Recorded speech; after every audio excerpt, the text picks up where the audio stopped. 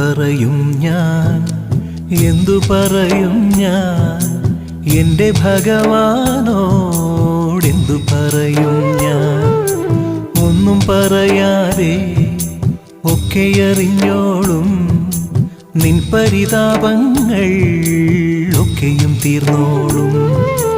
എന്തു ചോദിക്കും ഞാൻ, എന്തു ചോദിക്കും ഞാൻ എൻ്റെ ഭഗവാനോടെന്തു ചോദിക്കും ഞാൻ? ഒന്നും ചോദിക്കാതെ ഒക്കെയും തന്നോളും നിന്റെ അഭീഷ്ടങ്ങൾ ഒക്കെ നടന്നോളും.